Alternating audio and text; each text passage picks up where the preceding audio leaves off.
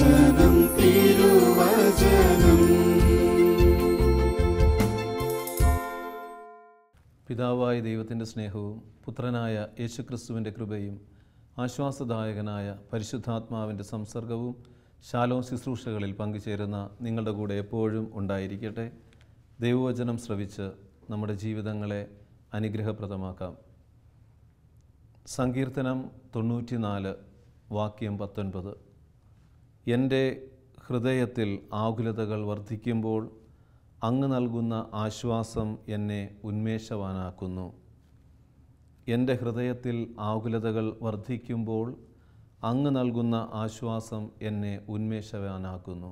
ക്രിസ്തുവിൽ പ്രിയമുള്ളവരെ, മനുഷ്യജീവിതം വല്ലാത്ത ആകുലതയിലും ഉത്കണ്ഠയിലും നീങ്ങുന്നത് നമുക്ക് ചുറ്റുപാട് നോക്കുമ്പോൾ കാണാനായിട്ട് പറ്റും. ഒരു വ്യക്തിയുടെ ഉള്ളിൽ ആകുലത വർദ്ധിക്കുമ്പോൾ അവൻ്റെ സമാധാനം നഷ്ടപ്പെടുമെന്ന് തിരിച്ചറിയണം. സന്തോഷകരമായി ഈ ഭൂമിയിൽ ജീവിക്കേണ്ട ജീവിതം, ദൈവം അനുവദിക്കുന്ന നന്മകൾ ആസ്വദിച്ച് ജീവിക്കേണ്ട ജീവിതം പലപ്പോഴും ആവശ്യമില്ലാത്ത ആകുലതകളാൽ അതൊന്നും അനുഭവിക്കാൻ കഴിയാതെ ജീവിതത്തിൻ്റെ നല്ല നിമിഷങ്ങളെപ്പോലും വിഷമത്തിൻ്റെ അനുഭവങ്ങളിലൂടെ കടത്തിവിട്ട് പോകുന്ന മനുഷ്യരെ കാണാനായിട്ട് പറ്റും. ഒരു കുടുംബത്തിലൊരു വ്യക്തി ആകുലതയ്ക്ക് അടിമപ്പെട്ട് കഴിയുമ്പോൾ ആ വ്യക്തി മാത്രമല്ല, ആ ചുറ്റുപാടുകളെ പോലും ഈ ആകുലതയുടെ അസ്വസ്ഥതകൾ കടന്നു വരുമെന്ന് നമുക്ക് തിരിച്ചറിയാം. ഒരു വെള്ളത്തിൽ, ശാന്തമായ ഒരു ജലത്തിൽ ഒരു കല്ലെടുത്തിടുമ്പോൾ ആ കല്ല് വീഴുന്ന ഭാഗം മാത്രമല്ല, അവിടെ ആ തിരയുടെ ഇളക്കം അത് ചുറ്റുപാടും പരക്കുന്നത് നമുക്ക് കാണാനായിട്ട് പറ്റും. കല്ല് വീണ ഭാഗം മാത്രമല്ല, ഇതുപോലെയാണ് ആകുലതയും. ഒരു വ്യക്തിയുടെ ജീവിതത്തിൽ ഒരു ആകുലത കയറി പറ്റുമ്പോൾ ആ വ്യക്തിയുടെ ജീവിതം മാത്രമല്ല അസ്വസ്ഥതയ്ക്ക് അടിമപ്പെടുന്നത്, ആ വ്യക്തി ആയിരിക്കുന്ന ചുറ്റുപാടുകളും അസ്വസ്ഥതയ്ക്ക് കാരണമാകാനായിട്ട് സാധ്യതയുണ്ട്. ഏതാനും നാളുകൾക്ക് മുമ്പ് ഒരു കുടുംബത്തിൽ ഒരു സഹോദരിയെ പ്രാർത്ഥിക്കുവാനായിട്ട് കൊണ്ടുവന്നു. 5 മക്കളുള്ള ഒരു കുടുംബമാണ്. മക്കളൊക്കെ പഠിക്കുകയാണ്. എന്നാൽ ഈ സഹോദരി വല്ലാത്ത ഒരു ആകുലതയ്ക്ക് അടിമപ്പെട്ട് കഴിഞ്ഞപ്പോൾ സഹോദരിയുടെ ഉറക്കം നഷ്ടപ്പെടാനായിട്ട് തുടങ്ങി. പിന്നെ ചെയ്യേണ്ട കാര്യങ്ങൾ, ഉത്തരവാദിത്തങ്ങൾ ചെയ്യാൻ പറ്റുന്നില്ല. മക്കളെ നന്നായി നോക്കിയിരുന്ന ഈ സഹോദരി പഠിക്കുവാനായിട്ട് ആവശ്യമായ കാര്യങ്ങളൊക്കെ ക്രമപ്പെടുത്തി, മക്കൾക്ക് ആവശ്യമായ ഭക്ഷണമൊക്കെ നൽകി, അവരുടെ കാര്യങ്ങളൊക്കെ ശ്രദ്ധിച്ചിരുന്ന ഈ സഹോദരിക്ക് ഇതൊന്നും ശ്രദ്ധിക്കാൻ കഴിയാത്ത അവസ്ഥയായി. മക്കളെ പോലും അവർ ഈ കുടുംബത്തിൽ കൂടെ ഉണ്ടെന്ന് പോലും ചിന്തിക്കാൻ കഴിയാതെ ഈ ആകുലതയ്ക്ക് അടിമപ്പെട്ട് അവർ സ്വയം ഒതുങ്ങുന്ന അവസ്ഥയായി. ആരോടും സംസാരിക്കുന്നില്ല, ആരോടും ഒന്ന് തുറന്ന് സംസാരിക്കുന്നില്ല. ഈ ഒരു അവസരത്തിലാണ് ആ കുടുംബം മുഴുവനും വിഷമിച്ച്, കാരണം ദിവസങ്ങൾ നീണ്ടു പോകുന്നതനുസരിച്ച് ഈ ആകുലത കൂടിക്കൊണ്ടിരിക്കുക.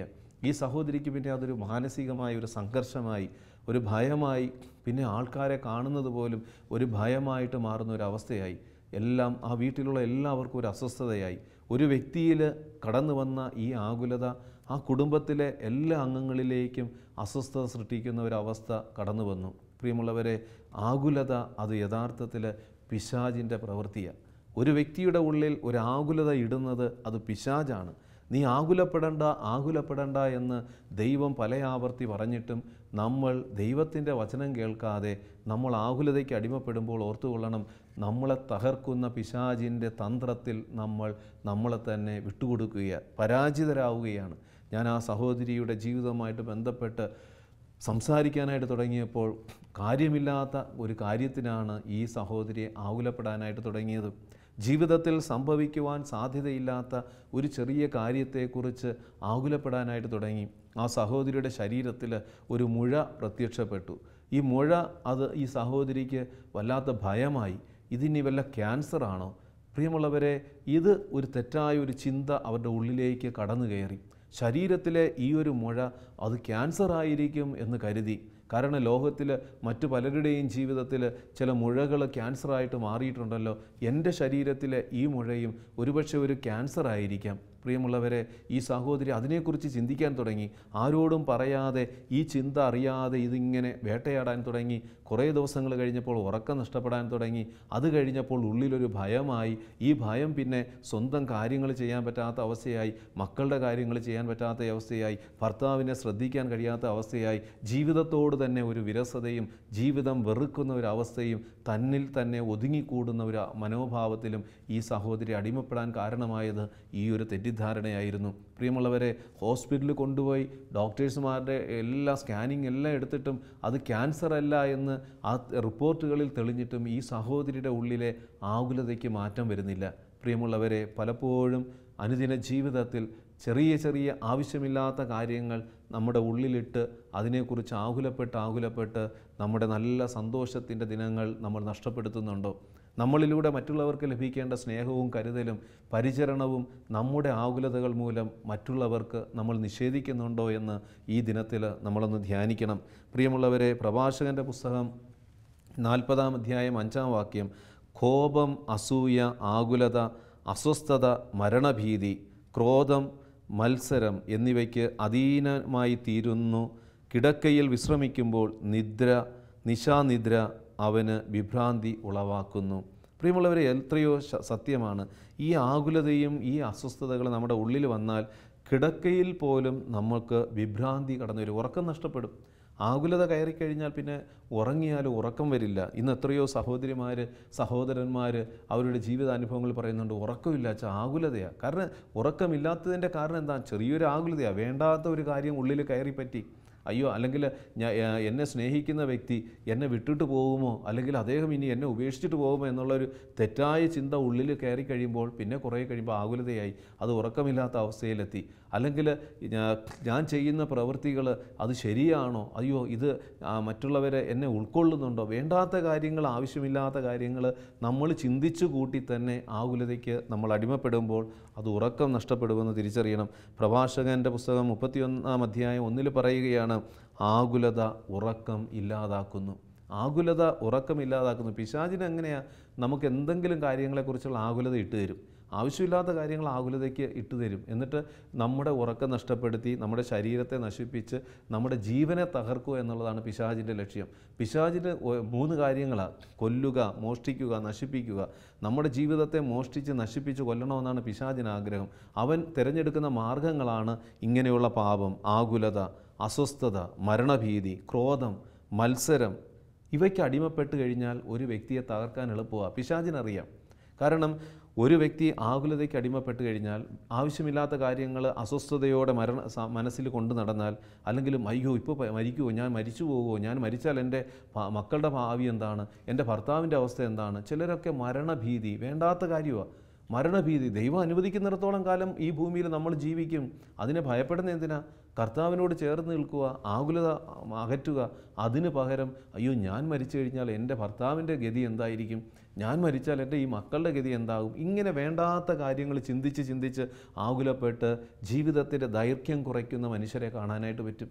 ദൈവമാണ് നിനക്ക് ജീവൻ തന്നത്, ദൈവമാണ് നിനക്ക് ജീവിത പങ്കാളിയെ തന്നത്, ദൈവമാണ് നിനക്ക് മക്കളെ തന്നത്. ആ ദൈവം അതൊക്കെ കരുതാതിരിക്കുമോ? നീ എന്തിന് ആകുലപ്പെടുന്നു? അതേ പ്രിയമുള്ളവരെ, മക്കബേയക്കാരുടെ പുസ്തകത്തിൽ 6-ാം അധ്യായം 10 അതിനാൽ സുഹൃത്തുക്കളെ അടുക്കൽ വിളിച്ചു പറഞ്ഞു. കാരണം ഈ അന്ത്യോക്യസ് രാജാവ് അദ്ദേഹം സുഹൃത്തുക്കളെ അടുത്ത് വിളിച്ചു പറഞ്ഞു, എനിക്ക് ഉറക്കമില്ലാതായിരിക്കുന്നു, ആകുലതയാൽ എൻ്റെ ഹൃദയം തകരുന്നു.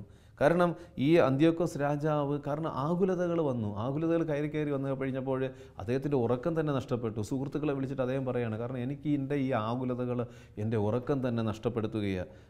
ആകുലതകൾ കൂടുമ്പോൾ ആവശ്യമില്ലാത്ത ദുസ്വപ്നങ്ങൾ നമ്മുടെ ജീവിതത്തിലേക്ക് കടന്നു വരും.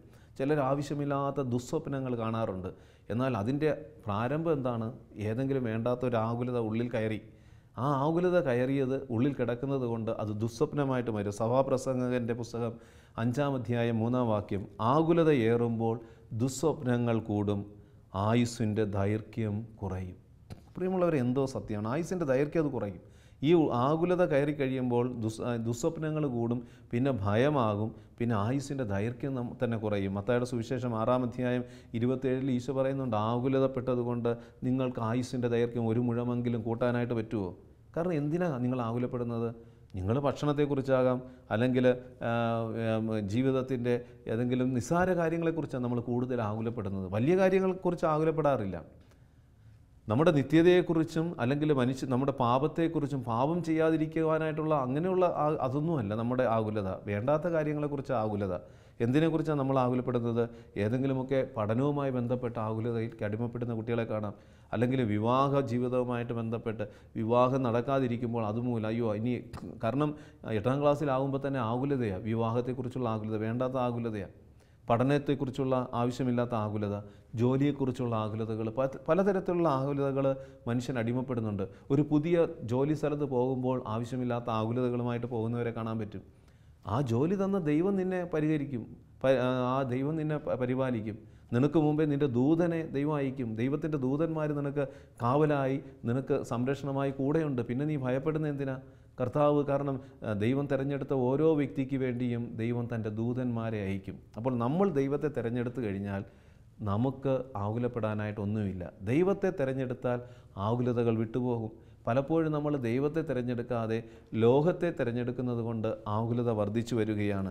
മക്കളെക്കുറിച്ച് ആകുലപ്പെടുന്ന മാതാപിതാക്കൾ, അല്ലെങ്കിൽ അവരെ ഏതെങ്കിലും വിദേശ സ്ഥലത്തോ അല്ലെങ്കിൽ അല്പം അകലങ്ങളിൽ പഠിക്കാനായിട്ട് വിട്ടുകഴിഞ്ഞാൽ അതിനെ ഓർത്ത് ആകുലപ്പെടുകയാണ്. അയ്യോ, എൻ്റെ മകൾക്ക് ഇനി എന്താ സംഭവിക്കാൻ പോകുന്നത്? അവിടെ ചെല്ലുമ്പോൾ എന്താണ്? അവളുടെ ഭാവി എന്തായിരിക്കും? അവൾക്ക് ഇനി എന്തെങ്കിലും പ്രശ്നങ്ങളുണ്ടാകുമോ? അയ്യോ, അപകടങ്ങളുണ്ടാകുമോ? ആവശ്യമില്ലാത്ത ആകുലത.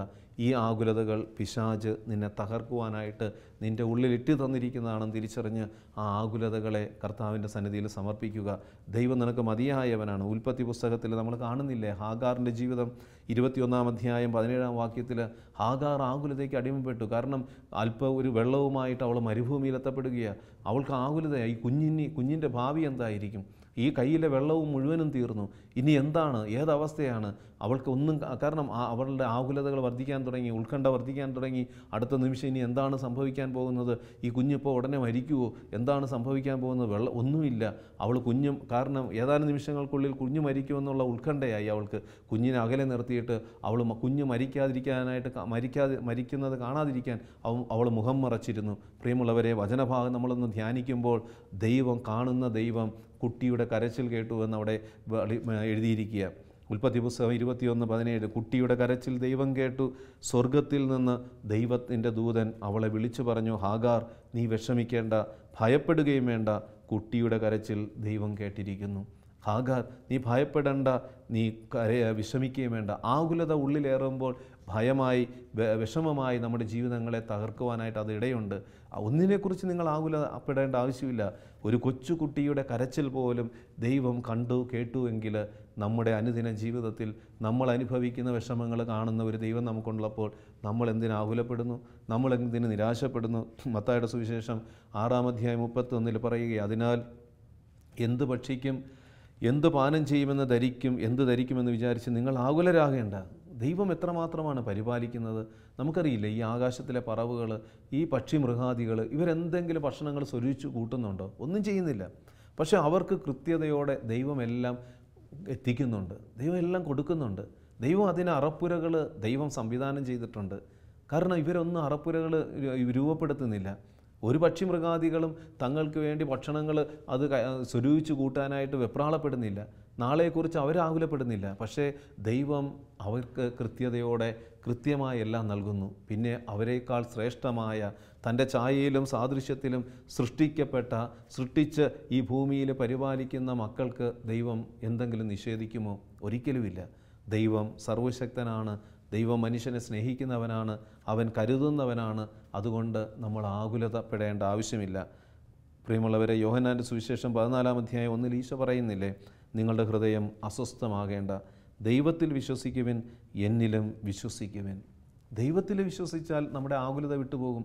നമ്മൾ എന്തിനെക്കുറിച്ചാണ് ആകുലപ്പെട്ടുകൊണ്ടിരിക്കുന്നത്, ആ പ്രശ്നത്തെ കർത്താവിൻ്റെ കരങ്ങളിൽ കൊടുത്തിട്ട് നമ്മൾ വിശ്വാസത്തോടെ ദൈവം ഈ പ്രശ്നത്തിൽ ഇടപെടും, ദൈവം ഇതിനെ ക്രമപ്പെടുത്തുമെന്ന് വിശ്വസിച്ച് നമ്മൾ പ്രാർത്ഥിച്ചു കഴിഞ്ഞാൽ അവിടെ അത്ഭുതം സംഭവിക്കും. 91-ാം സങ്കീർത്തനം, ദൈവത്തിൽ വിശ്വസിക്കുന്നവന് ദൈവം കൊടുക്കുന്ന സംരക്ഷണവും പരിപാലനയും എല്ലാം ഉണ്ട്. എൻ്റെ ദൂതൻ നിനക്ക് മുൻപേ പോകും. കാരണം അവൻ നമുക്ക് മുൻപേ പോകും. നമ്മുടെ ജീവിതത്തിൽ ആകുലപ്പെടുന്ന മേഖലകളിൽ ദൈവം നമുക്ക് മുൻപേ മുൻകൂട്ടി പോയി അവിടെ കാര്യങ്ങൾ ക്രമപ്പെടുത്തും. എൻ്റെ വ്യക്തി ജീവിതത്തിൽ തന്നെ. കാരണം ഞാനൊരു ഒരു ആശ്രമത്തിൽ നിന്ന് മറ്റൊരു ആശ്രമത്തിലേക്ക് ട്രാൻസ്ഫറായി. അവിടെ വേറൊരു ഉത്തരവാദിത്വമായിട്ട് ഒരു നിയോഗം ലഭിച്ചു.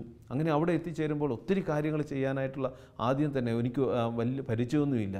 അപ്പോൾ അവിടെ ചെന്ന് കഴിഞ്ഞപ്പോൾ ആ ഉത്തരവാദിത്തങ്ങൾ ചെയ്ത വൈദികൻ ഓരോ കാര്യങ്ങൾ എന്നെ ഭരമേൽപ്പിക്കുക. ഓരോ കാര്യങ്ങളിങ്ങനെ പറയുമ്പോൾ ആദ്യം എനിക്കൊരു വല്ലാത്ത ഒരു ആകുലതയും ഉത്കണ്ഠയും ഉണ്ടായിരുന്നു ഫസ്റ്റിൽ. കാരണം ഇതെല്ലാം എനിക്ക് ചെയ്തു തീർക്കാൻ പറ്റുമോ, ഇതെല്ലാം കൃത്യതയോടെ എനിക്ക് ചെയ്യാൻ പറ്റുമോ, ഈ കാര്യങ്ങൾ മാത്രം എല്ലാം ചെയ്തു കഴിയുമ്പോൾ എൻ്റെ മറ്റു കാര്യങ്ങൾ എനിക്ക് സമയം കിട്ടുമോ, ഇങ്ങനെയുള്ള ചിന്തകൾ എന്നെ ആകുലപ്പെടാൻ തുടങ്ങി. പ്രിയമുള്ളവരെ, ദിവസങ്ങൾ കഴിഞ്ഞപ്പോൾ ആ പ്രശ്നങ്ങളൊക്കെ വളരെ സിമ്പിളായിട്ട് എല്ലാം ഭംഗിയായിട്ട് നീങ്ങുന്നത് എനിക്ക് അനുഭവിക്കാനായിട്ട് സാധിച്ചു. കാരണം ദൈവം എല്ലാത്തിനും മതിയായവനാണ്. ദൈവം അതെല്ലാം ക്രമപ്പെടുത്തും. ദൈവത്തിൽ ഏൽപ്പിച്ചു കൊടുത്തു.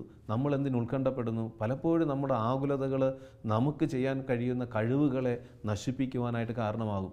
നമുക്കുണ്ടാകുന്ന നമുക്ക് ചെയ്യാൻ പറ്റുന്ന കാര്യങ്ങൾ നമുക്ക് തന്നെ കൺട്രോൾ ചെയ്യാനും പരിഹരിക്കാനും പറ്റുന്ന നമ്മളിലൂടെ ദൈവം ആവശ്യമായ ശക്തിയും കരുത്തും നമുക്ക് നിക്ഷേപിച്ചിട്ടുണ്ട്. നമ്മുടെ ഉള്ളിൽ നിക്ഷേപിച്ചിരിക്കുന്ന കഴിവുകളും ആ യോഗ്യതയും വെച്ചുകൊണ്ട് നമുക്ക് തന്നെ പരിഹരിക്കാൻ കഴിയുന്ന കാര്യങ്ങളെപ്പോലും പരിഹരിക്കാൻ കഴിയാത്ത വിധം നമ്മുടെ ആകുലതകൾ നമ്മളെ തകർക്കാൻ കാരണമാകും. അതുകൊണ്ട് ആകുലതയ്ക്ക് ഒരിക്കലും നമ്മൾ അടിമപ്പെടരുത്. ഏതെങ്കിലും ആകുലത വരുമ്പോൾ ദൈവത്തിന് വിട്ടുകൊടുക്കുക. ഫിലിപ്പിയരുടെ ലേഖനത്തിൽ 4-ാം അധ്യായം 6 പറയുന്നില്ലേ, ഒന്നിനെക്കുറിച്ച് നിങ്ങൾ ആകുലരാകേണ്ട, പ്രാർത്ഥനയിലൂടെയും അപേക്ഷയിലൂടെയും കൃതജ്ഞതാ സ്തോത്രങ്ങളോടെ നിങ്ങളുടെ യാചനകൾ ദൈവസന്നിധിയിൽ അർപ്പിക്കുവിൻ. പ്രിയമുള്ളവരെ, ഒരു പ്രശ്നം നമുക്കൊരു ആകുലതയ്ക്ക് കാരണമാകുന്നുണ്ടെങ്കിൽ ആ പ്രശ്നത്തെ ദൈവസന്നിധിയിൽ സമർപ്പിച്ച് അല്പനേരം ഒന്ന് സ്തുതിച്ച് പ്രാർത്ഥിച്ചു നോക്കിയേ, ഈ ആകുലത വിട്ടുപോയി നമ്മുടെ ഉള്ളിൽ ഒരു ഊർജ്ജം നിറയും. കർത്താവ് പറയുന്നുണ്ട്, കാരണം എന്നെ നിങ്ങൾ ആരാധിക്കുക. നിൻ്റെ ജീവിതത്തിലെ പ്രശ്നങ്ങൾ ഒന്നിനെക്കുറിച്ച് നീ ആകുലപ്പെടേണ്ട ആവശ്യമില്ല. പ്രാർത്ഥനയിലൂടെയും അപേക്ഷയിലൂടെയും കൃതജ്ഞതാ സ്തോത്രങ്ങളോടെ നിൻ്റെ യാചനകൾ ദൈവസന്നിധിയിൽ അർപ്പിക്കുവിൻ. അവിടെ ദൈവീകമായ സമാധാനം നിറയും. അവിടെ അത്ഭുതങ്ങൾ സംഭവിക്കും. ആകുലതയ്ക്ക് കാരണമാകുന്ന മേഖലകളിൽ ദൈവത്തിൻ്റെ ഇടപെടലുകൾ സംഭവിക്കും. ഒരുപക്ഷെ നീ നിൻ്റെ കുഞ്ഞിനെക്കുറിച്ച് ആകുലപ്പെടുന്നുണ്ടാകാം, അല്ലെങ്കിൽ നിൻ്റെ ജീവിത പങ്കാളിയെക്കുറിച്ച് ആകുലപ്പെടുന്നുണ്ടാകാം, അല്ലെങ്കിൽ നിൻ്റെ വൃദ്ധരായ മാതാപിതാക്കളെക്കുറിച്ച് നീ ആകുലപ്പെടുന്നുണ്ടാകാം, അല്ലെങ്കിൽ നിൻ്റെ തൊഴിൽ സ്ഥാപനത്തെക്കുറിച്ച്, തൊഴിൽ മേഖലകളെക്കുറിച്ച് ആകുലപ്പെടുന്നുണ്ടാകാം. നീയുമായി ബന്ധപ്പെടുന്ന ഏതെങ്കിലും മേഖലകളെക്കുറിച്ച്, ഏതെങ്കിലും വ്യക്തിബന്ധങ്ങളെക്കുറിച്ച് നീ ആകുലപ്പെടുന്നുണ്ടെങ്കിൽ അത് ദൈവസന്നിധിയിൽ സറണ്ടർ ചെയ്ത് സമർപ്പിച്ച് ദൈവീക ഇടപെടലിനായിട്ട് സമർപ്പിച്ച് ദൈവത്തെ ആരാധിച്ച് സ്തുതിച്ച് പ്രാർത്ഥിച്ചു പോയാൽ അവിടെ ദൈവം ഇടപെടലുകൾ നടത്തും, ആകുലത എടുത്തു മാറ്റും. പത്രോസ്ലീഹയുടെ 1-ാം ലേഖനം 5-ാം അധ്യായം 6, ദൈവത്തിൻ്റെ ശക്തമായ കരത്തിൻ കീഴിൽ നിങ്ങൾ താഴ്മയോടെ നിൽക്കുവിൻ, അവിടുന്ന് തക്ക സമയത്ത് നിങ്ങളെ ഉയർത്തിക്കൊള്ളും. നിങ്ങളുടെ ഉത്കണ്ഠകളെല്ലാം, നിങ്ങളുടെ ആകുലതകളെല്ലാം അവിടുത്തെ ഏൽപ്പിക്കുവിൻ, അവിടുന്ന് നിങ്ങളുടെ കാര്യത്തിൽ ശ്രദ്ധാലുവാണ്. നമ്മുടെ ശരീരത്തിലെ ഓരോ കാര്യങ്ങളും ദൈവം കൃത്യതയോടെ ക്രമീകരിച്ചിരിക്കുന്നില്ലേ? നമ്മൾ ശ്വാസം എടുക്കുന്നത് പോലും നമ്മൾ ശ്രദ്ധിക്കാറില്ല. നമ്മുടെ ഹൃദയത്തിൻ്റെ മിടുപ്പ് പോലും നമ്മൾ ശ്രദ്ധിക്കാറില്ല. നമ്മളിതൊക്കെ ഇങ്ങനെ ആകുലപ്പെട്ടിരുന്നെങ്കിൽ എന്താവുമായിരുന്നു? അയ്യോ, എൻ്റെ ഹൃദയം എങ്ങനെയൊക്കെയാണ് ഇടിക്കുന്നത്, അല്ലെങ്കിൽ എന്തെങ്കിലും പ്രശ്നമുണ്ടോ, അല്ലെങ്കിൽ എനിക്ക് ശ്വാസം എടുക്കാൻ പറ്റുമോ, അല്ലെങ്കിൽ രാത്രി, ഇങ്ങനെയൊക്കെ ആവശ്യമില്ലാത്ത കാര്യങ്ങൾ നമ്മൾ അല്ലാത്ത കാര്യങ്ങൾ, വേണ്ടാത്ത കാര്യങ്ങൾ ഇങ്ങനെ ആകുലപ്പെട്ട് ചിന്തിച്ച് ഉള്ള സമാധാനം നഷ്ടപ്പെടുത്താതെ നമ്മുടെ കർത്താവിൻ്റെ കരങ്ങളിൽ നമ്മുടെ ജീവിതങ്ങളെ സമർപ്പിക്കുക. ദൈവം അവിടെ തക്ക സമയത്ത് ഇടപെടും. കാരണം ചെങ്കടലിൽ പാതയൊരുക്കിയ ദൈവത്തിന് നമ്മുടെ ആകുലതകളെ മാറ്റാൻ കഴിയാതിരിക്കുമോ? ആകാശത്തിൽ മന്നയും കാടപ്പക്ഷിയും കൊടുത്ത് ഇസ്രായേൽ ജനത്തെ നയിച്ച ദൈവത്തിന് നമ്മൾ ആകുലതയുമായി കൊണ്ടു നടക്കുന്ന പ്രശ്നങ്ങളിൽ ദൈവത്തിന് അത്ഭുതം പ്രവർത്തിക്കാൻ കഴിയാതിരിക്കുമോ? ഇവിടെ നമ്മൾ തിരിച്ചറിയണം, ദൈവത്തിൻ്റെ ശക്തിയിലേക്ക് നമ്മുടെ ശ്രദ്ധ കൊണ്ടുവന്നാൽ ഈ ആകുലത വിട്ടുപോകും. പലപ്പോഴും ദൈവത്തിൻ്റെ ശക്തിയും ദൈവത്തിൻ്റെ ഇടപെടലുകളും നമ്മൾ ധ്യാനിക്കാതെ ലോകത്തിലെ മനസ്സിന് അടിമപ്പെടുമ്പോഴാണ് ആകുലത ഏറുന്നത്. രാജാക്കന്മാരുടെ 1-ാം പുസ്തകത്തിൽ 19-ാം അധ്യായത്തിൽ നമ്മൾ കാണുന്നില്ലേ, ഏലിയായ്ക്ക് ദൂതനിലൂടെ ദൈവം ഭക്ഷണം കൊടുത്തു. മരുഭൂമിയിൽ ഒരു ഭക്ഷണം കിട്ടാനും സാധ്യതയില്ല. മരുഭൂമിയിലൂടെ ആദ്യത്തെ യാത്രയിൽ തന്നെ ഏലിയ പ്രവാചകൻ അവിടെ തളർന്നു വീണു. ഇനി ആരെന്ത് ചെയ്യും? ഒന്നും ചെയ്യാൻ പറ്റില്ല. ഏലിയ ആകുലപ്പെടാതെ അവിടെ തളർന്നു കിടക്കുക. കാരണം എല്ലാം കാണുന്ന ഒരു ദൈവമുണ്ട്. തക്ക സമയത്ത് ദൈവം ദൂതനെ അയച്ച് അപ്പവും വെള്ളവും കൊടുക്കുക ഏലിയ പ്രവാചകന്. 139-ാം സങ്കീർത്തനത്തിൽ നമ്മൾ കാണുന്നില്ലേ, 2-ാം വാക്യത്തിൽ, ഇരിക്കുന്നതും എഴുന്നേൽക്കുന്നതും അറിയുന്ന ദൈവം, വിചാരങ്ങൾ അകലെ നിന്ന് അറിയുന്ന ദൈവം. നീ ആകുലപ്പെടുന്ന ഒരു വിചാരം ദൈവം അറിയുന്നുണ്ട്. എന്തുകൊണ്ട് നിനക്ക് ആ നിമിഷം തന്നെ അതറിയുന്ന ദൈവത്തിന് സറണ്ടർ ചെയ്തുകൂടാ? ഉള്ളിൽ എന്തിനു കൊണ്ട് നടക്കുന്നു? ആരോടും പങ്കുവയ്ക്കാതെ നീ ഉള്ളിൽ കൊണ്ട് നടക്കുന്ന ആകുലതകൾ കർത്താവിൻ്റെ സന്നിധിയിൽ സമർപ്പിച്ചാൽ നിൻ്റെ ആകുലത മാറും. 139 സങ്കീർത്തനം 5 വാക്യം, മുൻപിലും പിൻപിലും കാവൽ നിൽക്കുന്ന ഒരു ദൈവത്തെക്കുറിച്ച് 139 സങ്കീർത്തനത്തിൽ നമ്മൾ കാണുന്നില്ലേ? എല്ലാം കാണുന്ന ഒരു ദൈവം, മുമ്പിലും പിൻപിലും നിനക്ക് കാവൽ നിൽക്കുന്ന ദൈവം, നിൻ്റെ അധരങ്ങളിൽ നിന്ന്, നിൻ്റെ ഹൃദയത്തിൽ നിന്ന് ഒരു വിചാരം നിൻ്റെ മനസ്സിലേക്ക് കടന്നു വരുമ്പോൾ തന്നെ അതുപോലും അറിയുന്ന ഒരു ദൈവം. അവിടെയെല്ലാം നീ ദൈവത്തിൻ്റെ അത്ഭുതകരമായ ഇടപെടലുകൾ ധ്യാനിച്ചാൽ ആകുലത വിട്ടുമാറും. അപ്പോൾ ആകുലതകളും ഉത്കണ്ഠകളും ഉണ്ടാകുമ്പോൾ നമ്മൾ എടുക്കേണ്ട നിലപാടുകൾ കൂടി ഈ തിരുവചനത്തിലൂടെ പറഞ്ഞ് നമുക്ക് ഈ ചിന്ത അവസാനിപ്പിക്കാം. ഒന്നാമത് നമ്മൾ എടുക്കേണ്ടത്, ആകുലതകൾ ഉണ്ടാകുമ്പോൾ നമ്മൾ ആദ്യം കർത്താവിൻ്റെ സന്നിധിയിൽ ഓടണം. വേറെ ഒരിടത്തും ഓടരുത്. ഒരാകുലത, ഒരു പ്രശ്നം നമുക്ക് ഒരു ആകുലതയ്ക്ക് കാരണമാകുന്നുണ്ടെങ്കിൽ, ഏതെങ്കിലും ഒരു വാർത്ത, ഒരു ചിന്ത അല്ലെങ്കിൽ ഒരു സംഭവം എന്നുമാകാം നമ്മുടെ ജീവിതത്തിൽ ആകുലതയ്ക്ക് കാരണമാകുന്നുണ്ടെങ്കിൽ ആ നിമിഷം അതുമായി കർത്താവിൻ്റെ സന്നിധിയിലേക്ക് ഓടിയെത്തണം. എസ്തറിൻ്റെ പുസ്തകം 10 അധ്യായം 1 വാക്യത്തിൽ എസ്തർ രാജ്ഞി ചെയ്ത അതായിരുന്നു. എസ്തർ രാജ്ഞിയുടെ ജീവിതത്തിൽ മരണതുല്യമായ ഉത്കണ്ഠകൾ അധീനമായി എസ്തർ രാജ്ഞി മരണതുല്യമായ ഉത്കണ്ഠയും ആകുലതയ്ക്കും അതീതമായപ്പോൾ വചനം പറയുക, കർത്താവിങ്കിലേക്ക് അവൾ ഓടി. കർത്താവിനിലേക്ക് ഓടി. എസ്തർ 10 അധ്യായം 1 വാക്യം. അവൾ ആ ഉത്കണ്ഠയും ആകുലതയോടുകൂടി കർത്താവിൻ്റെ സന്നിധിയിലേക്ക് ഓടി. ഇതുപോലെ നിൻ്റെ ജീവിതത്തിലെ ആകുലതകളുമായി ദിവ്യകാരുണ്യ സന്നിധിയിൽ, വിശുദ്ധ കുർബാനയുടെ സന്നിധിയിൽ, കർത്താവിൻ്റെ സാന്നിധ്യം നിറഞ്ഞു നിൽക്കുന്ന ദിവ്യകാരുണ്യ സന്നിധിയിൽ നീ ഓടിയണഞ്ഞാൽ അവിടെ ദൈവം നിൻ്റെ ആകുലതകൾ എടുത്തു മാറ്റും. ഇന്ന് എത്രയോ പേര് അവരുടെ അനുഭവങ്ങൾ പറയുന്നുണ്ട്. പല പ്രശ്നങ്ങൾ, ഉറക്കമില്ലാത്ത പ്രശ്നങ്ങളുമായി ദിവ്യകാരുണ്യ സന്നിധിയിൽ ചെന്നിരുന്നു, നന്നായിട്ട് ഉറങ്ങി ആ പ്രശ്നങ്ങൾ ഈശോ എടുത്തു മാറ്റിയ അനുഭവത്തോടെ അവർ തിരിച്ച് ഭവനങ്ങളിൽ കടന്നു വരുന്നു. നീ ഓടേണ്ടത് കർത്താവിൻ്റെ അരികിലാണ്. എന്താകുലത വരുമ്പോഴും നീ അതിനെക്കുറിച്ച് ചിന്തിച്ചുകൊണ്ടിരിക്കേണ്ട. നീ അതിനെക്കുറിച്ച് ചിന്തിച്ചുകൊണ്ടിരുന്നാൽ പിശാച് നിന്നെ തകർക്കും. ആ ചിന്തയോടുകൂടി, ആ ആകുലതകളോടുകൂടി കർത്താവായ യേശുവിൻ്റെ മുമ്പിൽ ചെന്നിരിക്കുക. അവൻ്റെ അരികിലിരുന്നാൽ നീ ആകുലപ്പെടുന്ന പ്രശ്നങ്ങളിൽ കർത്താവ് അവിടെ ചെന്ന് അനുഗ്രഹം പ്രദാനം ചെയ്യും. ആ പ്രശ്നങ്ങളെ കർത്താവ് എടുത്തു മാറ്റും. രണ്ടാമത്, പരിശുദ്ധാത്മാവിനോട് പ്രാർത്ഥിക്കുക. പരിശുദ്ധാത്മാവിനോട് പ്രാർത്ഥിക്കണം. ആകുലതകൾ വിട്ടുമാറണമെങ്കിൽ പരിശുദ്ധാത്മാവിനോട് പ്രാർത്ഥിക്കണം. മാർക്കോസിൻ്റെ സുവിശേഷം 13 അധ്യായം 11 ഈശോ പറയുന്നുണ്ട്, അവർ നിങ്ങളെ ഏൽപ്പിച്ചു കൊടുക്കുവാൻ കൊണ്ടുപോകുമ്പോൾ എന്ത് പറയണം എന്ന് വിചാരിച്ച് നിങ്ങൾ ആകുലപ്പെടേണ്ട, ഉത്കണ്ഠാകുലരാകേണ്ട. ആ സമയത്ത് നിങ്ങൾക്ക് ലഭിക്കുന്നത് അത് സംസാരിക്കുവിൻ, നിങ്ങളല്ല പരിശുദ്ധാത്മാവ് സംസാരിക്കും. അപ്പോൾ എന്തിനെങ്കിലും കുറിച്ച് നമ്മൾ ആകുലപ്പെടുന്നുണ്ടെങ്കിൽ, ഒരുപക്ഷെ ഏതെങ്കിലുമൊക്കെ കേസുകളുമായി ബന്ധപ്പെട്ട് അസ്വസ്ഥപ്പെടുന്നുണ്ടാകാം, അല്ലെങ്കിൽ ഏതെങ്കിലും തകർച്ചകളുമായി അസ്വസ്ഥപ്പെടുന്നുണ്ടാകാം. നീ പരിശുദ്ധാത്മാവിനോട് പ്രാർത്ഥിച്ചാൽ പരിശുദ്ധാത്മാവ് നിനക്ക് തരും നിൻ്റെ ആകുലതകൾക്ക് നീ എങ്ങനെ ഉത്തരം കൊടുക്കണമെന്ന്. നീ ആകുലപ്പെടുന്ന പ്രശ്നങ്ങളെ എങ്ങനെ അതിനെ മാറ്റിയെടുക്കാൻ സാധിക്കുമെന്ന് പരിശുദ്ധാത്മാവ് പറഞ്ഞു തരും. അത് പറഞ്ഞാൽ മതി. പരിശുദ്ധാത്മാവ് പറയുന്ന സ്വരം കേട്ടാൽ നിൻ്റെ ആകുലതകൾ വിട്ടുപോകും. മൂന്നാമത്, ദൈവവചനം വായിക്കണം. നീ ഓരോ ദിവസവും വചനം വായിക്കുമ്പോൾ നിൻ്റെ ആകുലതകൾ വിട്ടുപോകും. സങ്കീർത്തനം 107, 19, 20 വാക്യങ്ങളിൽ, അപ്പോൾ അവർ തങ്ങളുടെ കഷ്ടതയിൽ കർത്താവിനോട് നിലവിളിച്ചു അപേക്ഷിച്ചു, അവിടുന്ന് അവരെ ഞെരുക്കങ്ങളിൽ നിന്ന് രക്ഷിച്ചു, അവിടുന്ന് തൻ്റെ വചനമയച്ച് അവരെ സൗഖ്യപ്പെടുത്തി. ആകുലത ഒരു രോഗമാണ്, ഒരു ഉത്കണ്ഠയാണ്. അത് ജീവിതത്തെ തകർക്കുമെന്ന് തിരിച്ചറിഞ്ഞ് ആ രോഗത്തെ മാറ്റുവാൻ നീ വചനം വായിക്കുക. ദൈവവചനത്തിലൂടെ കർത്താവ് നിൻ്റെ ആകുലതകൾ എടുത്തു മാറ്റും, ഈ അസ്വസ്ഥതകളെ എടുത്തു മാറ്റും. ഈ ദിനത്തിൽ കർത്താവിൻ്റെ സന്നിധിയിൽ നമ്മുടെ ജീവിതങ്ങളെ സമർപ്പിക്കാം. എന്തിനെക്കുറിച്ചാണ് നീ ഇന്ന് ഭാരപ്പെട്ടുകൊണ്ടിരിക്കുന്നത്? എന്തിനെക്കുറിച്ചാണ് നീ ആകുലപ്പെട്ടുകൊണ്ടിരിക്കുന്നത്? ഈശോയുടെ കരങ്ങളിൽ അത് നീ സമർപ്പിക്കുക.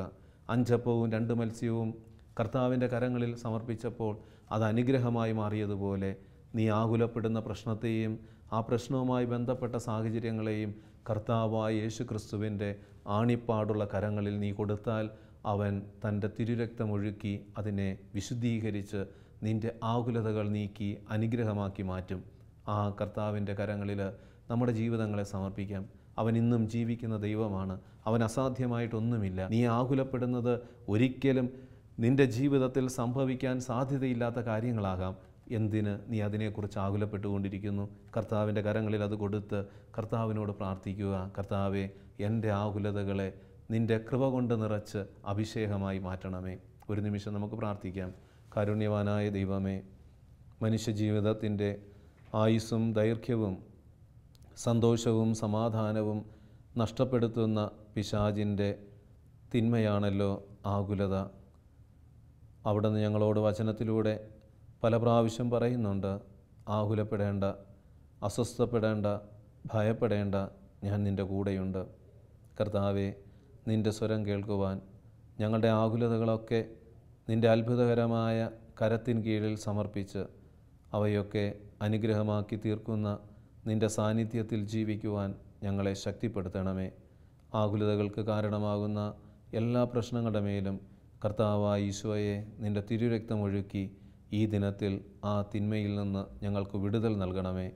നിത്യം പിതാവും പുത്രനും പരിശുദ്ധാത്മാവുമായ സർവേശ്വര എന്നേക്കും ആമേൻ.